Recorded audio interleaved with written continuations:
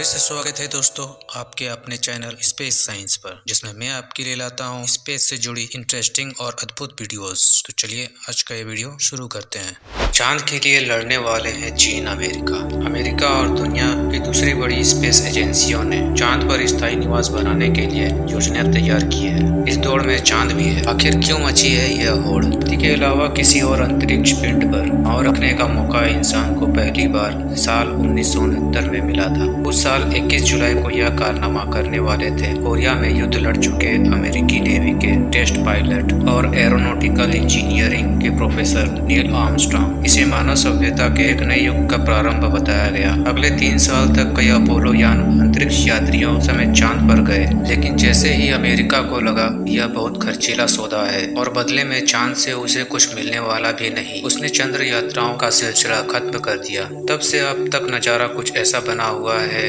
जैसे पूरी बात इस सिरे से छूटी रही हो। और तो और इंसान को चांद तक ले जा सकने वाली रॉकेट टेक्नोलॉजी भी नई सिरे से खड़ी करनी पड़ रही है, जैसे पुरानी कहीं खो गई हो। आखिरी अपोलो यान अपोलो 17 साल 1972 में चांद पर गया था। उसके आधी सदी बाद अब आर्टेमिस प्रोग्राम के तहत जो मानव रहित अंतरिक्ष यान चांद से थोड़ा आगे तक ले जाकर वापस धरती पर ले आने की योजना बनाई गई है। उसे करीब 9 महीनों में यह काम मुख्यतः सौर ऊर्जा के बल पर पूरा करना है। जाहिर है अपोलो मिशन से इनकी सीधे कोई तुलना नहीं की जा सकती। इंसान को चांद तक ले जाने और फिर वहां से वापस लाने वाले यान को इस काम में हफ्ते भर से ज्यादा का वक्त नहीं लगना चाहिए। 3 लोगों के लिए जरूरत हवा, पानी, रसद और कामकाज से लेकर वापसी तक का ईंधन ढोने की क्षमता जिस सैटर्न रॉकेट में थी, वह इंसान का बनाया हुआ अभी तक का सबसे ताकतवर रॉकेट था, लेकिन साथ में सबसे खर्चीला और सबसे ज्यादा प्रदूषण पैदा करने वाला भी था। एलन मस्क का दावा सैटर्न से सस्ता,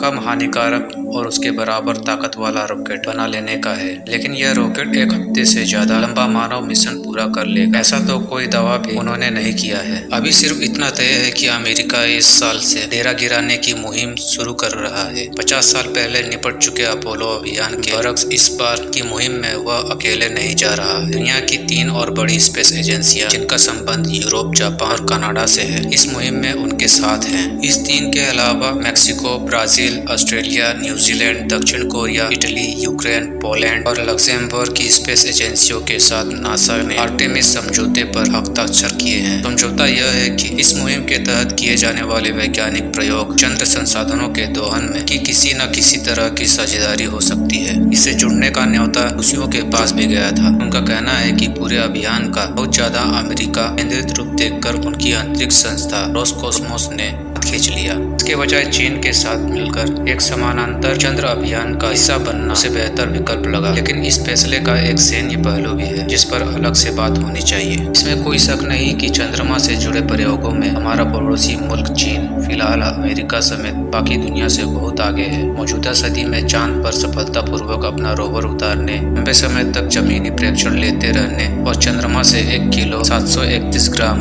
नमूने लेकर लौटने का श्रेय सिर्फ उसे ही जाता है। नमूनों में ऊपरी धूल और पत्थरों के अलावा अलग अलग गहराइयों से लिए गए सैंपल भी हैं, जिन्हें देश भर में फैली खनिज प्रयोगशालाओं को खोजबीन के लिए बांट दिया गया है। चीन के 2 रोवर झुरोंग और यूटू-2 आज भी चांद पर मौजूद हैं। इनमें ज्यादा खास है यूटू-2, जो पिछले 3 वर्षों से चांद पर अपनी मौजूदगी के दौरान कुल 900 मीटर की दूरी ही तय कर पाया है। इसकी वास्तविक उपलब्धि यह है कि इतनी कठिन परिस्थितियों में भी इतने लंबे समय तक काम करना। चंद्रमा की परिस्थितियां इतनी कठिन है का अंदाजा लगाने के लिए कुछ तथ्यों पर गौर करें। यूटू-2 चंद्रमा की दूर वाली सतह पर है। इसका सामना पृथ्वी से कभी नहीं होता। कंट्रोल रूम से उसका संपर्क एक चीनी चंद्र उपग्रह के जरिए सीमित अवधि के लिए ही होता है। चंद्रमा का एक दिन धरती के 29 दिनों के बराबर होता है। यूँ कहें कि वहाँ के रात और दिन अलग अलग धरती के 14.5 दिनों के बराबर होता है।